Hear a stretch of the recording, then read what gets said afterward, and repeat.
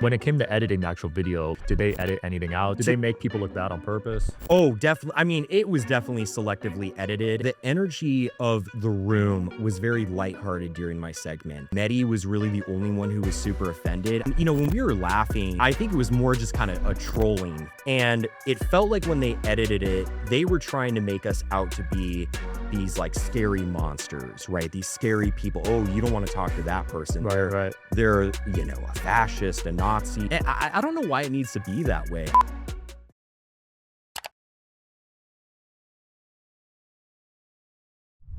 Okay, guys, we got Pinesap on today. I'm sure you've seen him everywhere on the internet recently, man. This guy got famous overnight. Thanks for coming on, man. Absolutely. Thank you for having me on, Sean Kelly. I thought it'd be really important to share your side of the story because we're getting one perspective at the moment. You know, the guy's going on a press tour on all the biggest podcasts. So I appreciate you taking the time to come on. Absolutely. And thank you for platforming me too. I mean, your platform is a really good means of just allowing people to speak their mind and speak what's really on their heart. And so I knew you were the perfect guy to just kind of collaborate with. And this opportunity that you've given me, I can't thank you enough. Oh, I appreciate that, man. Yeah, I just want to hear where you're at. What did you think of all the reception, all the feedback after the episode aired from Jubilee? Yeah, so I really was not expecting it. I knew that there was going to be controversy. There was no doubt. But really, when I was delivering that segment, it was going over a lot better in my head because I was surrounded in a room full of people who agree with me, who are friends or at least close allies.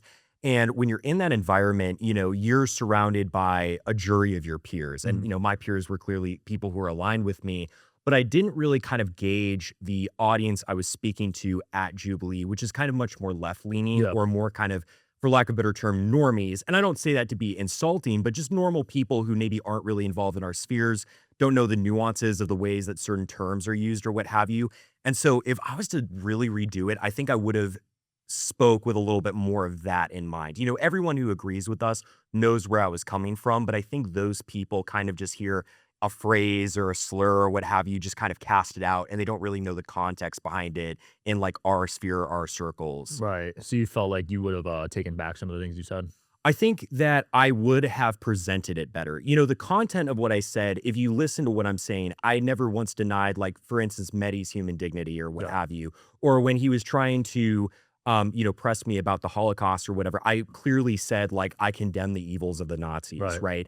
And for him, the reason I was kind of refusing to engage with his slurs there is because that's exactly what they are. They're kind of buzzwords that people use to really shut out points that differentiate, I would say, from sort of the norm of the more left-wing politics we see in America. You know, most people, when they hear the term fascist, they don't think that it's, you know, Giovanni Gentile or Mussolini or any of these esoteric figures. I mean, even as I say those names, people are probably listening being like, who are those guys, right?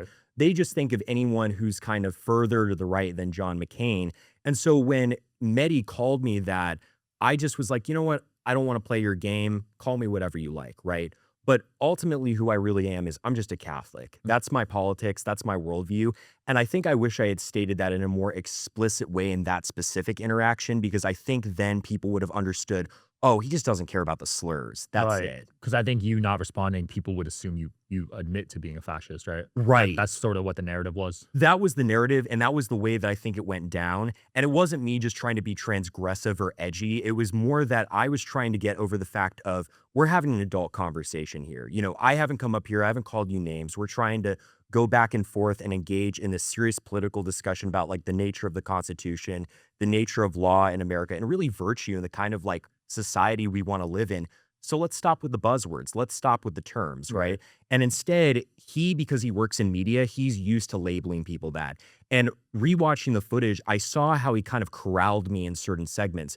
There was that one section, and this one was really the one I was kicking myself on, where he said, well, how do you know you're not going to be a part of the group that he kills? Well, what I should have responded with is, I wouldn't support anyone who's killing anyone or dehumanizing anyone or throwing anyone in jail. Again, I'm Christian. I don't believe in doing those things to people. But instead, I kind of got involved in his corral, and I was more trying to argue from the standpoint of, you're mischaracterizing the political system or the political idea that I'm trying to, you know, kind of talk about here. And I think that that's where I misstepped and I said, oh, I wouldn't be a part of that group. Yeah. As if there was some group that this proverbial leader that I was talking about was going to hurt or harm. Well, to give him credit on that, he is a phenomenal debater. Yeah, I mean, he has worked in media for a long time, and even though looking back on the debate, I think that there were some people who had really good content, his rhetoric, man, I mean, he's just worked so long in that world, he knows how to really deliver Yeah, it. I felt like he was the victor of that debate. I You feel like he Yeah. controlled the room pretty well. He did do a good job with room control. I think there were some people, Kai especially, if you look at Kai Schwemmer's point, he did a phenomenal job with him because I think he knew Mehdi's tactics and he knew how to kind of rope him in and win Right. over the audience. But I think for some of us, we weren't really prepared for Mehdi's rhetoric. I mean, we were thinking it was going to be like Harry Sisson or one Yeah. of the TikTok guys that we were Oh, going to they don't debate. tell you who you're gonna debate? No, no. In fact, it's completely anonymous. You don't know going Wow. in. And that's kind of the fun of it is, you have to be kind of on your toes because it could be anyone. We were thinking it's going to be someone who's like Gen Z or millennial.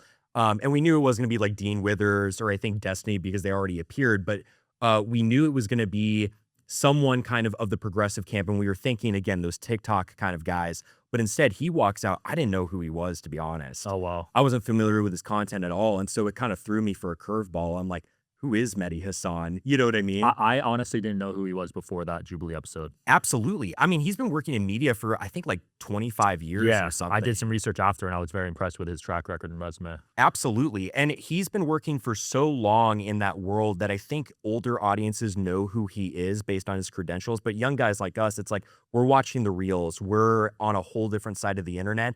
And so it's like a new voice for us. Yeah, I'm on the Fuentes side of the internet. That's the odd. Dude, I'm saying the same thing, honestly. He pops up so much on my feed. He's He on pops the up biggest so come much. up I've ever seen right now. I didn't realize he was the voice of Freak Bob either. Wait, what? So that clip where there's like SpongeBob and he says like I'm gonna hurt you, I'm gonna do all this stuff Yeah. to you. That's actually Nick's voice. No way. Someone put it through like a SpongeBob like AI filter or something and totally made it his voice sound like SpongeBob. And so I thought it was really funny when they drew the connection. I was like, I didn't even know that clip came from Nick. That's crazy. That's nuts.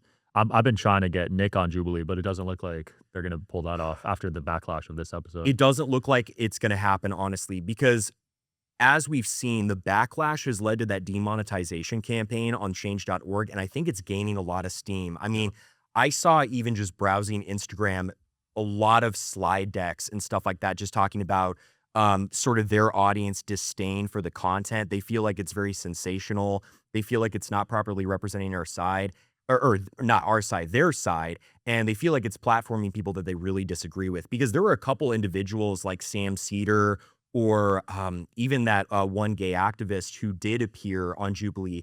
And I would say they did horrible. I mean, they did a really bad job presenting their side. And so you have those like pivotal victories for kind of the more right wing sphere. But then even the ones like the Mehdi Hassan one, where he kind of maybe went down a little bit better or looked better in the eyes of the audience, they still feel like they're platforming views that are unacceptable to even talk with at that point or even debate out. Right. Well, that's the whole philosophy of the left, right? Right. Well, because if you're able to speak about your idea, people are going to discover it and people are going to look into it. And if they look into it, they might be converted over to kind of that framework. And so anything they can shut down, anything that they can kind of delimit, they want to go for. Yeah, but that's gonna harm their own media companies because now look at Jubilee. If they can't have these conversations anymore, that's gonna hurt their business. It really will. And it'll kind of go back to almost like a pre-2016 internet where like they didn't platform these people. And that was like the undercurrent that got Trump elected. Because if you remember the way the internet was before, it was very limited, right? It was the vestiges of 4chan, even kind of like Reddit when like r/Donald still existed. Yeah. And they wrote us off as just these crazy kids, right? They wrote off like more conservative and Gen Z and millennials as just these like crazy kids, wacky ideas. Oh, they'll grow out of it. And that was the base that got Trump elected originally. And so you see this through the generations. It's like internet culture has a massive impact on elections and the state of our country's politics. And so if they kind of limit who they speak to, they're actually going to harm themselves. Yeah. I filmed a Jubilee video once. They never aired it. Really? Yeah. Oh my goodness. Are you able to talk about it? Yeah, I could talk. It was years ago. Oh, wow. So it was top 1% income earners versus homeless. Oh my goodness. Yeah, it's like 3 top 1% versus 3. I forget what that series is called. It might have been Middle Ground or something. I think it was middle ground. Middle Ground, yeah. But they never aired it.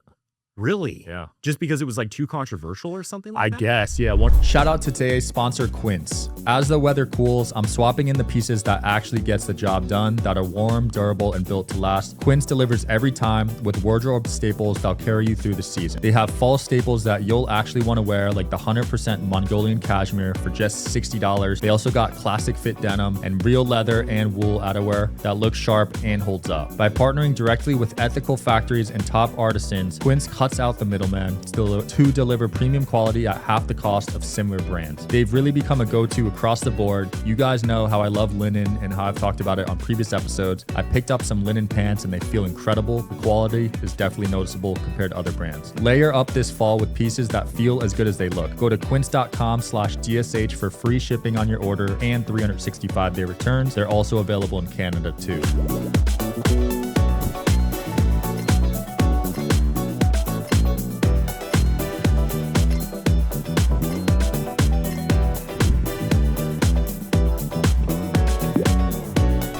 The homeless lady's a knife fell out of her pocket during the episode. Oh, yikes. And then she refused to give it up, so Oh my. Ah, they didn't air it. yikes. I've heard of crazy stuff going on set like that before, and it gets ugly. It's Yeah. kind of bad. Yeah, it gets ugly. honestly. I'm like, I don't know why it needs to be that way. I mean, it was kind of funny. This isn't me talking about the actual shooting because I don't know how much I can say. Yeah.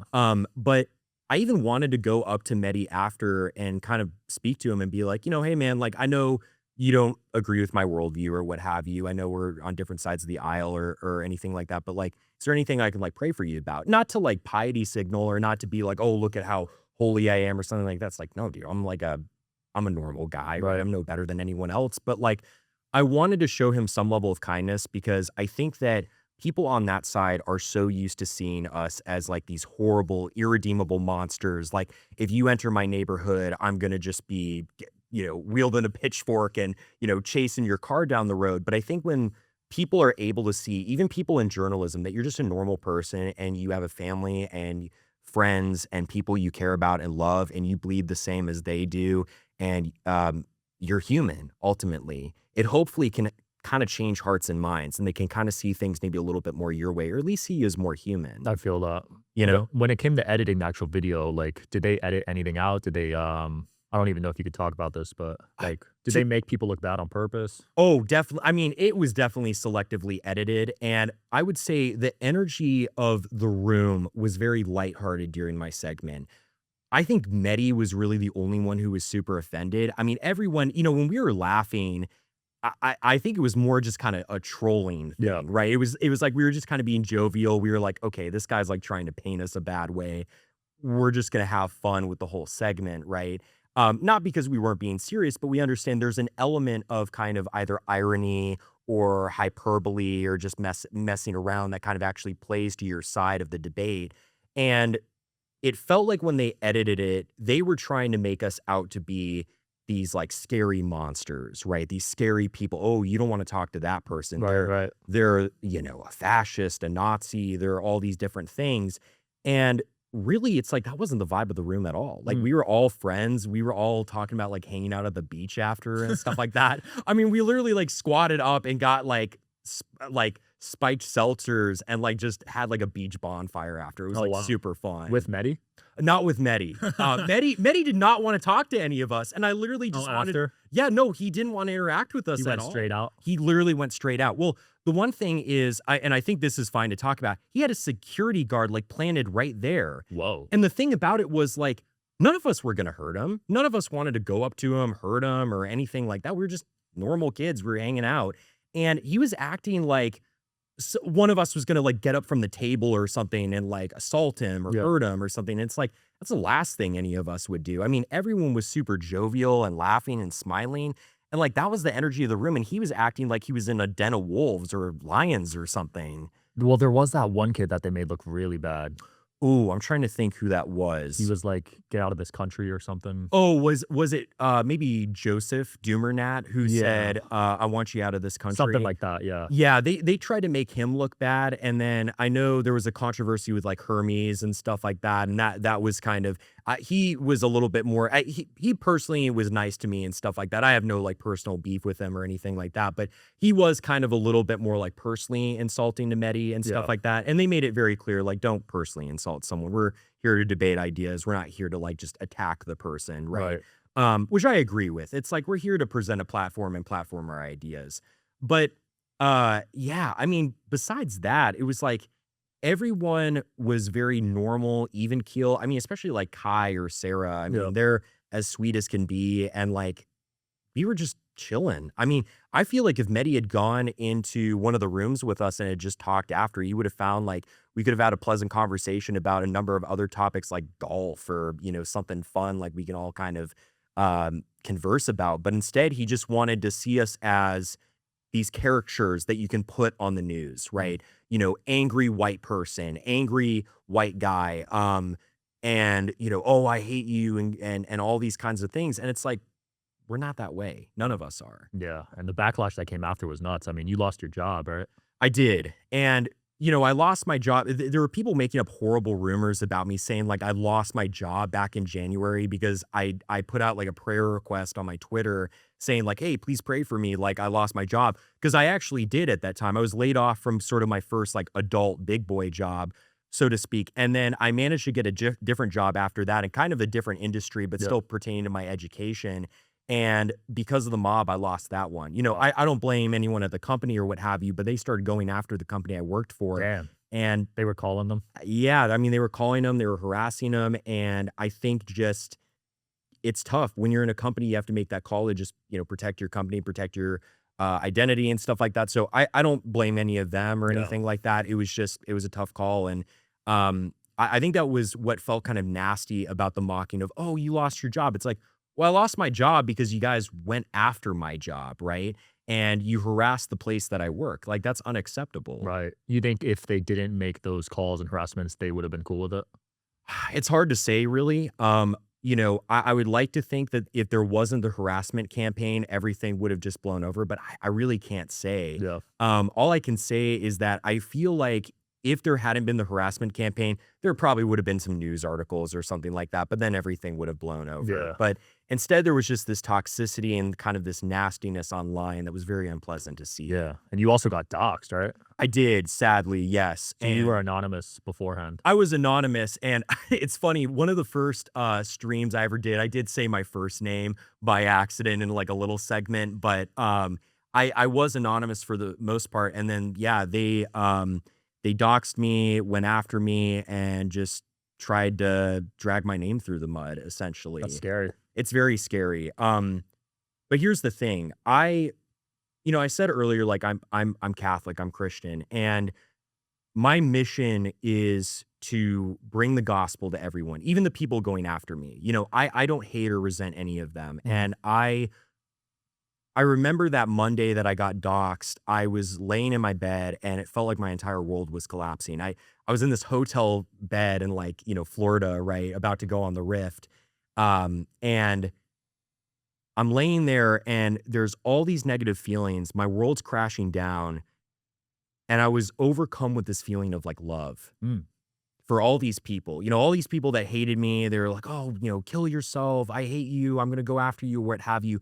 Rather than taking all that negativity and saying, well, I hate you back, or I feel this way towards you. It's almost as if Christ put something in my heart to say, these people need God too. And these people are made in my image. And yes, they're saying bad things right now. They're doing bad things, but love them. Wow. And I was able to sort of unite in that moment, all the suffering that I felt, all the anguish that I felt, all the anger that I felt. I was able to almost, sorry, I'm trying not to get choked up, to unite to the cross. And I almost saw for a moment, like Jesus looking down on the crowd, like crucifying him and saying like, he went through way worse than anything I'm going through. And yet he could still love those people who cursed his name, who betrayed him or what have you. What excuse do I have? Mm. And that moment of love, like, really transformed my life. I haven't been the same since that Monday. Wow. I just don't, I still get angry and I still struggle with all the normal human emotions, of course, but I just made that moment kind of about like, I want the rest of my life to be about love and I want to communicate that love. And anything that takes away from that, I don't want. But anything where I can interact with someone and say, before everything, before the political ideologies, before what you say about yourself, you are a beloved child of God. You're made in his image. And no matter what you do, he will always love you and he just wants you to come back. Wow. And so I want to make that my life's mission now. Dude, respect, because that could have went one of two ways with all the hate you were getting. Oh, absolutely. You could have went down a dark road. Oh, 100%. And there was that temptation there. I mean, there was that temptation. And at first I was kind of like trolling a little bit or what have you. You know, I had that streak in me, but I was like, nah, like this is a moment to communicate a deeper ideal. And that's the ideal really I had went on Jubilee for. I wanted to bring Christ's love to a new audience because all of us are like broken. All of us, you know, I always say this, we all have this experience as Gen Z where when our day is done and we've gone to work, we've gone to school, we've talked with our friends, we've done, you know, this podcast or whatever it may be, we turn off the lights and we're in our bed, we're going through our day in our mind, and there's that moment of silence where we ask, why am I here and who am I? And I remember growing up feeling that silence, feeling that sort of just anguish of existentialism and asking, who am I? What am I? And the only person who made any sense was Jesus. The only, and I had turned away from him for a long time, right? In high school, I had turned away from him, early high school, middle school. I wasn't into him. I would make, you know, like blasphemous jokes even sometimes, or say, oh, I'm not one of those Christians. And I started like practicing like Buddhism and stuff like that in addition to Christianity. But he was the only one who like brought that meaning back to my life. And I said, there are so many people in this generation who I know for a fact, maybe we didn't grow up on the same block. Maybe we didn't grow up in the same neighborhood. Maybe we didn't have the same teachers and the same friend group, but I know they felt that feeling too.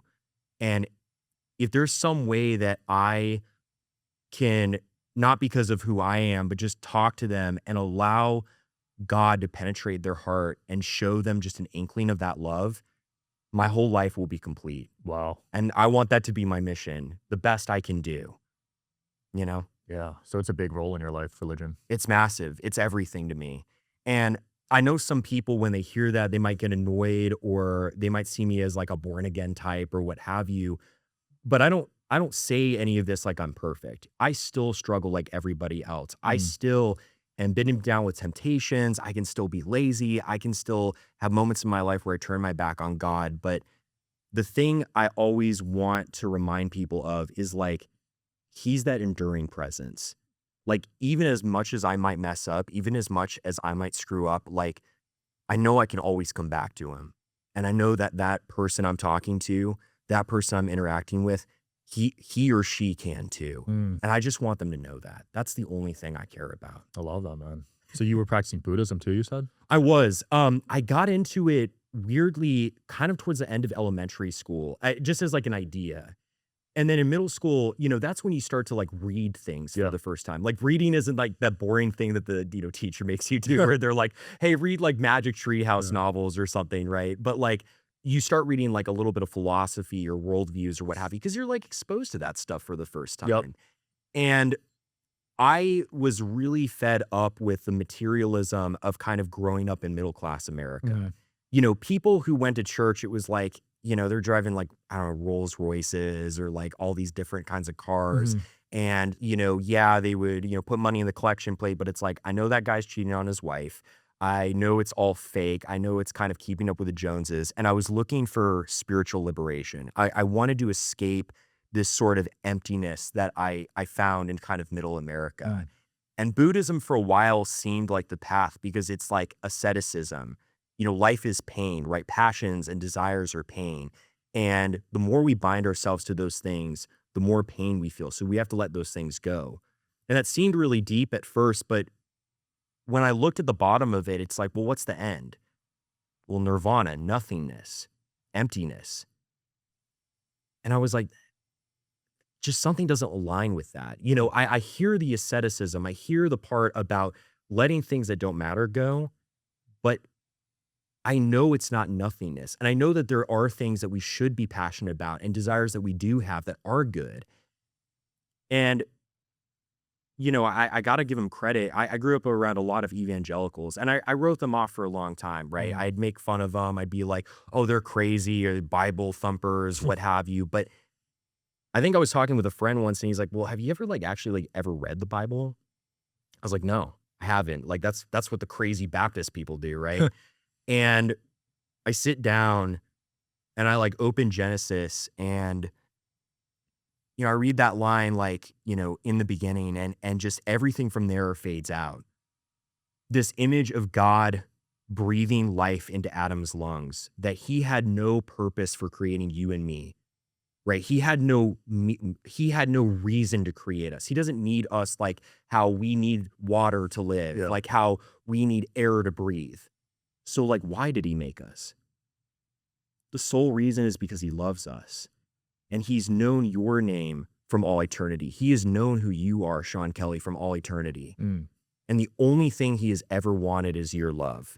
The only thing he has ever wanted is you to be the beautiful son of God that he made you to be. And the moment that faded in for me, I realized everything I knew about Christianity was a lie. Wow. And I said, I literally remember praying. I was like, I don't care what it is. I don't know. I don't care where I got to go.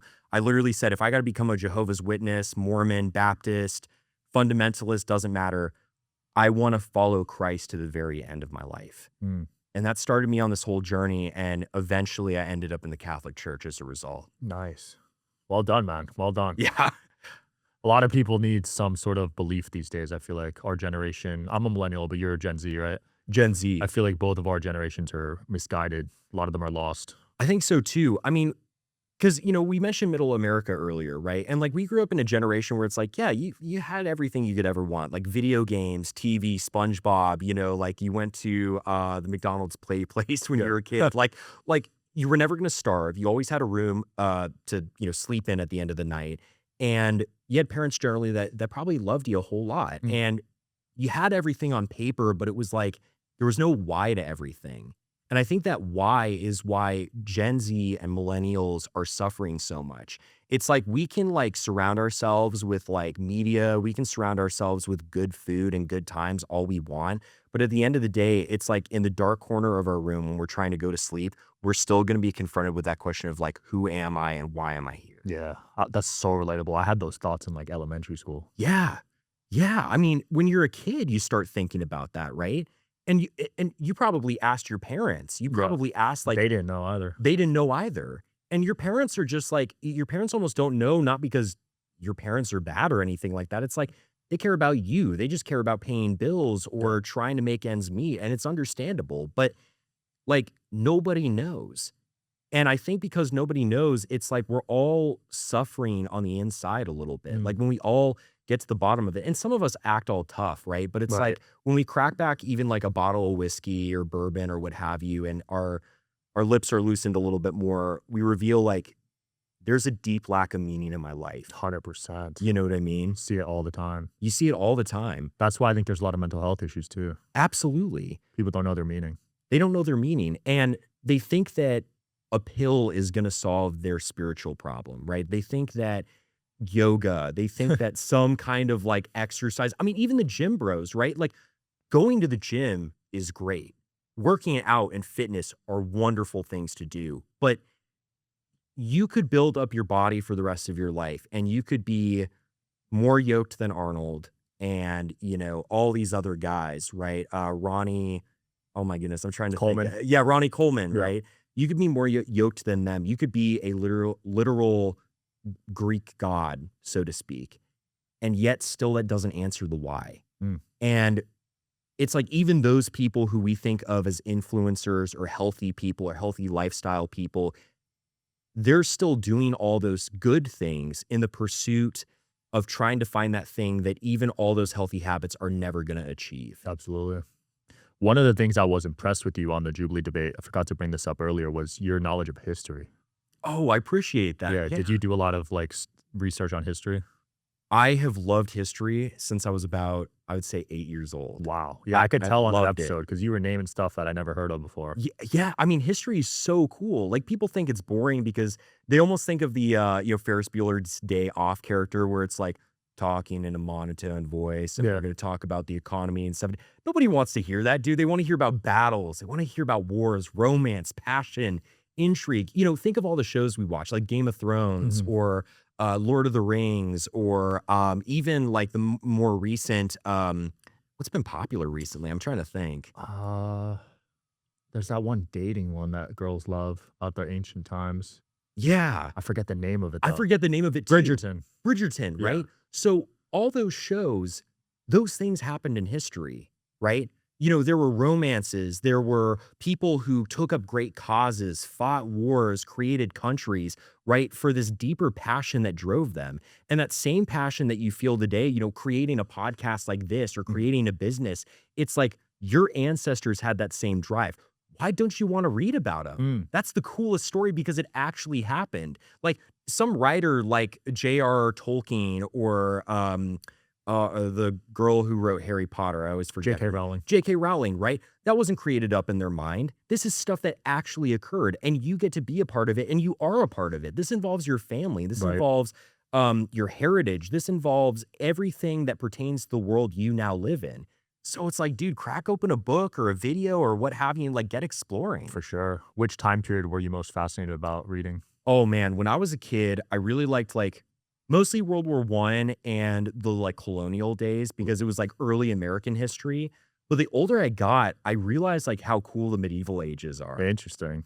Because the medieval ages, even though they did not have the level of technology we did yet, because that's how human history works, you just learn more, they created our modern world. I mean, all the beautiful works of art, the cathedrals that we see, all were made in that time. Wow. And they were made by people that like don't have software. They don't have like all the like AI and tools that we now do, but they had a prayer on their heart and a song on their lips. And they went up and they said, I'm going to make something beautiful for God and for my family, my ancestors. Yeah. It is pretty impressive when you look back at the architecture of some of these older buildings. It's super cool. I mean, what would you say is one of the coolest buildings you've ever seen or something you've been inspired by? Ooh, I mean, the Colosseum's got to be up there. That's just legendary, right? It's incredible. I mean, the archways, right, on the outside of the Colosseum and even the way it comes down. Like, Yeah. that's what you would have done for entertainment back then. And I don't even know if we could build that today. I don't think so either. Like, I feel like we've regressed. I think we have too. I mean, it was a couple years ago. I don't know if they solved it recently, but like making Roman concrete, like all of our concrete roads, they break down after like 5 years, right? These have not broken down over like 1,000 years. Holy crap. Right? I mean, these buildings have stayed together. They've been able to still support their weight. I mean, modern people are still walking on them and using them just like in ancient times, and like they're holding their shape. Like, what's the secret to that? Yeah, that's impressive because I grew up in Jersey and there's potholes every year. Oh my, dude, Jersey, the roads back there are insane. It's so bad. Any of the eastern states, right? It's like we make concrete instantly broken, right? And they're working on the road all the time, and traffic gets to one lane, and you're like, dude, I'm like 30 minutes late to the job. What's going on? No, it's nuts. And when you look at the pyramids, it's even crazier. Isn't it crazy? I mean, to haul those giant stones, you had to have teams of like hundreds of people pushing them, guiding them, and stuff like that, all in almost this like symbiotic way that ants kind of resemble. Yep. Like, if you've ever seen like, I don't know, ice cream drop or like a grape drop, and you see the way that ants come together, they all work in this beautiful system. And to think that human beings work the same way to achieve these great marvels, it's like, why can't we do that today? It makes you wonder if there was like a hive mind or something back then.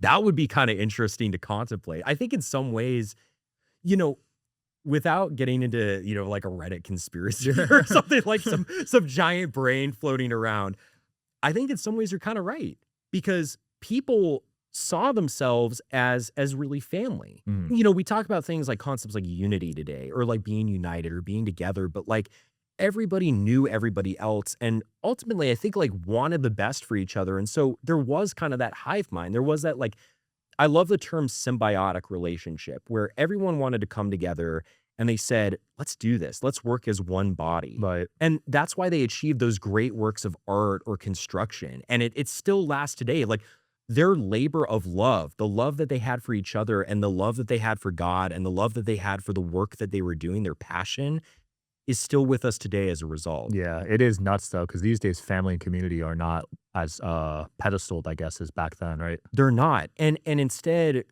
what do we see now? When you're applying for a job, they say, well, your work's going to be your new family, right? This is going to be your new work Right. family. And you're there, and it's not that you hate the people that you work with. Quite, I mean, especially not here, dude. You're running your whole show, Yeah. right? But it's not that you hate the people that you work with, but it's like you're taking away the most important aspect of someone's life.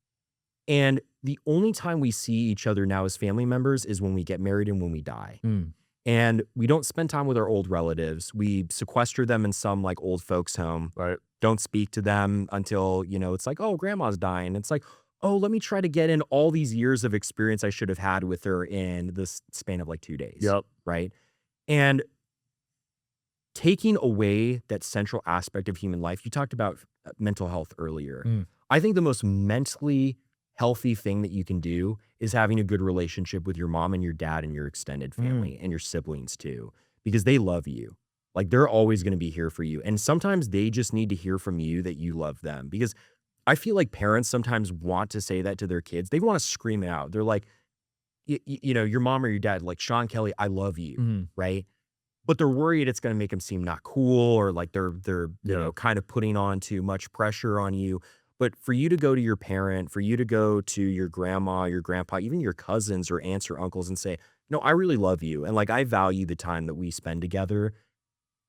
Nobody forgets that. Mm. That will last with them for the rest of their lives. And the love they show you will last with you for the rest of your life.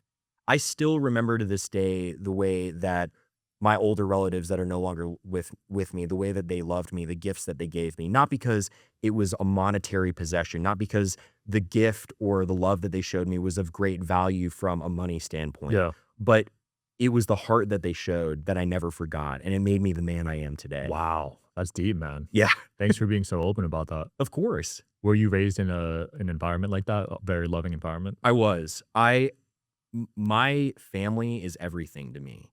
And I want everyone to know that love, because I remember so many times in my life where I had a question, growing up as a young man, right? I mean, you have questions about like girls, Yeah. right? Like dating and stuff like that. You have questions about job stuff. You have questions about just life. What direction should I take? What Yep. pitfalls or mistakes? And if I hadn't had the loving family that I have, I would be nothing. And I see so many kids, and I'm inspired by them, that come from broken homes Yep. and they've made something of themselves. And I think to myself, I'm in awe of you, because I know if I was in your position, I would have been flattened like a can. I would have just been absolutely destroyed.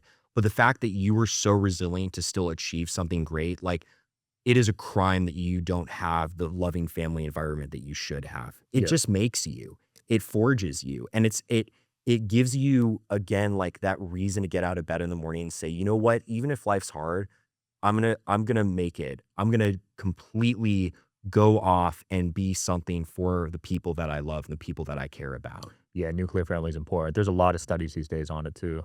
So There- people there can't is. deny the importance of it anymore. Absolutely. And I mean, you see it in every aspect of life, like human happiness, like achievements, right? Kind of passion or drive. Yep. When people feel like they have that base, they start to dream higher.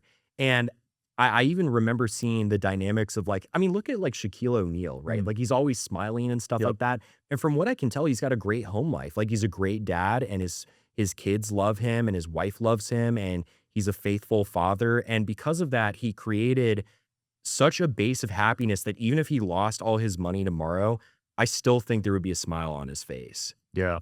It's important because a lot of men and women, I guess, too, tie their identity to money. Absolutely. And then when you lose it all, because it's inevitable, ebbs and flows, that's what life's about. I've lost my money twice. Who are you going to fall back to? Who are you going to fall back to? Money is fleeting. You can't take it with you when you die.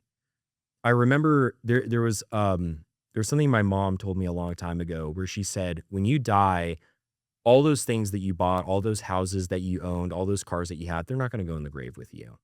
but you are going to be surrounded by the people that you love. Mm. And if you did not value them, if you did not spend time with them, if you didn't say every single day, every single opportunity you got, I love you, it's all been a waste. I mean, there was a teacher, and it's kind of weird because he was a sort of teacher I didn't get along with a whole lot. He Yeah. was a very like free form kind of like hippy dippy dude. He's like, Uh, oh, you can just like blow off class if you want or something. And you blow off class, and he's like, Connor, why weren't you here, bro? And I'm like, you told me I could leave class, right? Like, what's the deal? yeah. But he did say something that stuck with me, and it never left my ear the moment he said it.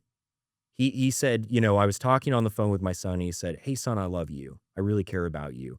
And he's like, you need to tell every single person in your life that, your family and your friends, because you don't know if that's the last time you'll see them. Mm. And I hear about heartbreaking stories sometimes where there is a friend or there is a family member that you have, and you're like, oh, they're just like going to the store or something. I'll see them in a short while. Mhm. And they get in a car crash and they have a heart attack, and an unforeseen tragedy happens, and suddenly you don't get to tell them everything that you wanted to tell them. Wow. That sits with you. But even as tragic as those things are, there's some peace in knowing if you let the people in your life just know how much you care about them and how much you value them, you will never have that regret of saying they didn't know, because they did. Absolutely. Yeah, when I'm on my deathbed, I don't want any what ifs. Amen. I want to have all the conversations I need to have, tell all the people that I love them, and do all the things I wanted to do, man. Absolutely. Well, if you don't mind me asking, Sean Kelly, what is it that you want to do? I want to impact the world, inspire people. Inspire people. Yeah. What Seek the truth. Seek the Inspire people to truth. seek the truth, I'd say. Because I grew up afraid to ask questions. I was that shy kid in class. I never wanted to speak up. And I just wish I had the proper guidance growing up. You know what I mean? So Absolutely. now I have this platform where people can share their truth like you are on this episode. And I get people to watch that. And it makes me happy. It makes me fulfilled. My opinion might not matter a lot, but I will say I think you're doing a damn good job. Thanks, dude. I know you're going to just keep like soaring to the moon, but the way that you're allowing people to speak with you and that you're seeking truth with a sincere heart, you never let that go, dude. There's just a bountiful, beautiful future of glory awaiting. Dude, I appreciate that. This show has caused me to be a lot more open-minded, a lot less judging, which I love because I grew up pretty judging. Oh, I yeah. grew up pretty closed-minded. So It's tough. It's tough because sometimes you're scared, right? You're like scared to hear someone speak to you or what have you. And it's good to have convictions. There's nothing wrong with that. But sometimes people go through certain things or they experience certain things, and getting to like sit down and hear where they're coming from, you like know their heart better. You see them as a human person, Right. not just a set of ideas or concepts. Well, it goes back to how we started with the left. I grew up left. When someone's challenging your beliefs, it makes them uncomfortable. Absolutely. And then they don't want to talk to you at all, but that's not the way to grow, too. Absolutely. And if I might say, I know I don't know you as well as I should. And I hope to get to know you Mhm. more and become a good friend of yours.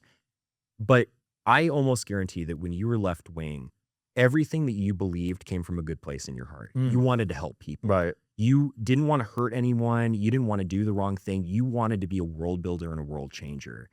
And I think that's so important to remember. Like the people that we interact with in our time, it's so easy to like impose negative intentions upon everyone. Right. Oh, there's this vested interest this other person has. And there are people who do, but sometimes even people who do have vested interests or they even do evil things, they do them because they think they're doing the right thing. That's a good point. You know what I mean? They think that they're fighting for the right cause and that ultimately it doesn't come from a truly sociopathic place. They just want to build a better world. And I think if you reach down and you appeal to that heart in someone and you're able to like talk to them from that place, not you're this evil negative person, but you're this person who again bleeds the same like me and just wants a better world. Like that's when you see them for the first time. That's such a good point because no matter what political spectrum you're on, we all want the same things, right? Pretty much. Absolutely. Dude, we all have homes we go back to. We all have families we go back to. We all have friends that like we love and adore and we like cut up with or Yeah. whatever. Why would you why would you look at another person and deny them about that? Mm. You know what I mean? Like they're in some ways different, but also the same as you and I. Yeah. You know what I mean? Yeah. So that being said, who do you really want to have a conversation with, have a sit down with right now? Man. I'll try to line it up for you. Oh, yikes. That's a great question. This may sound like an ambiguous answer.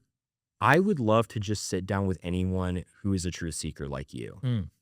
Anyone who has a sincere heart, anyone who it's like their platform is all about just trying to seek after the truth. And as we know, and I say this just unambiguously, the truth is God, the truth is Christ. Like anyone who wants to sit down and talk about that and is just open, even listening, even if they're like, I don't know if that changed my mind. That's okay.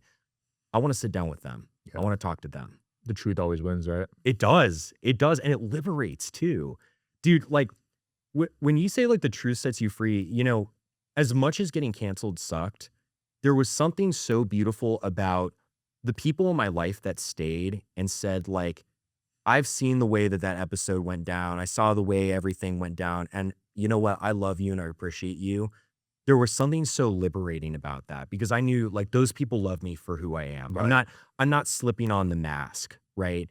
And from there, it's like that person cares about who you truly are. And in a weird way, I think that's why the truth liberates because it allows you to be honest with other people. It allows you to be honest with yourself, and it allows you to see a whole different side of reality you never thought possible. In your lowest moments, you always find out your real friends. You do.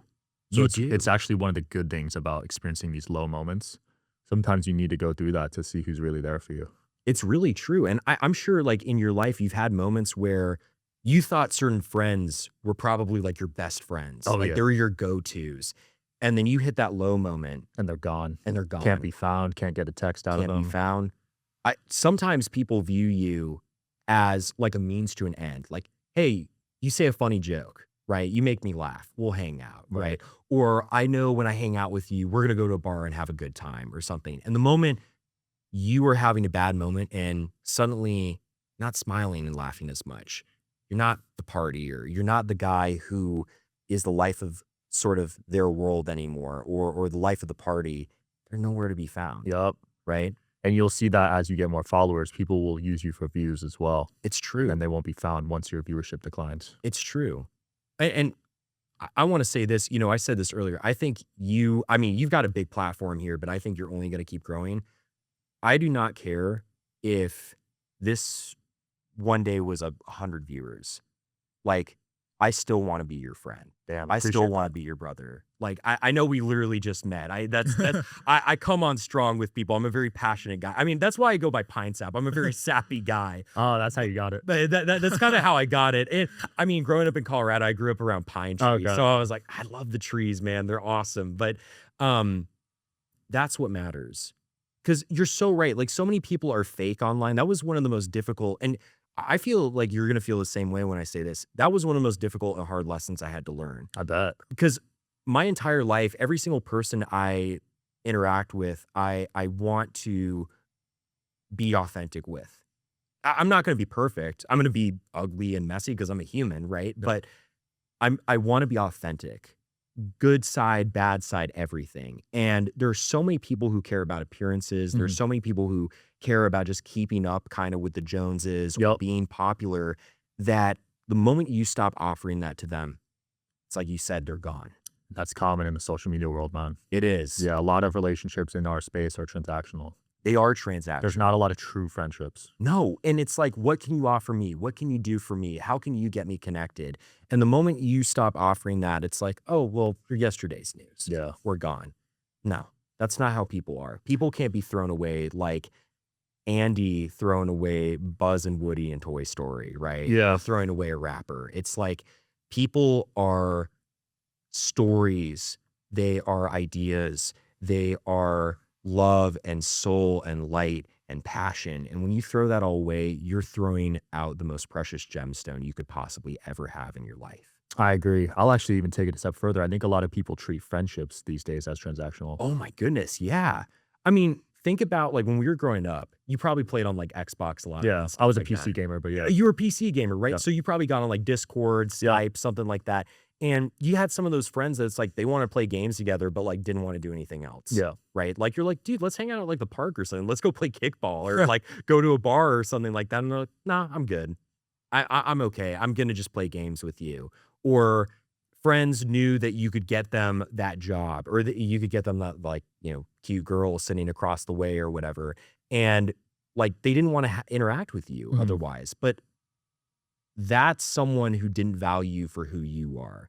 That's someone who didn't see the truth that you are someone who is more than just what you can offer. You're a totality. You are a reality. You are someone who, again, is a beloved child of God. Mm. And that's first and foremost everything that you are. And if they can't see that, you know, you wish them well, you don't curse them, they shouldn't be in your life anymore. Mm. You know what I mean? Yeah, I love that. Pinesap, this has been a really cool episode. It's great to Thank you, see man. this side of you, honestly. I think the internet painted you in such a, you know, an evil way, honestly. I think so too. So it was really cool to get to know you one-on-one. This is why I do my podcast, man. Dude, I watched your podcast and the way that you interview people and just speak back and forth with them as a friend, like I knew you were the guy I needed to hang out with. So I really Appreciate that, you. man. Where can people find you and support you and everything? Yeah, so people can find me. Should I look in this camera Yeah, while I that's say that? Okay. People can find me Pinesap3 on Instagram. I'm FeelsGuy2003 on Twitter. I'm also going to go back to streaming on YouTube as well, and you can just look up Pinesap and Rumble as well. So Pinesap there, and those are my main social media accounts. So if you're looking for more content, I'm gonna start making videos and more short form content as well as keeping up the streaming. So it's gonna be exciting. I love it, man. Check them out, guys. It was a fun episode. Wish good things for you in the future, man. Thank you, brother. See you guys. I hope you guys are enjoying the show. Please don't forget to like and subscribe. It helps the show a lot with the algorithm. Thank you.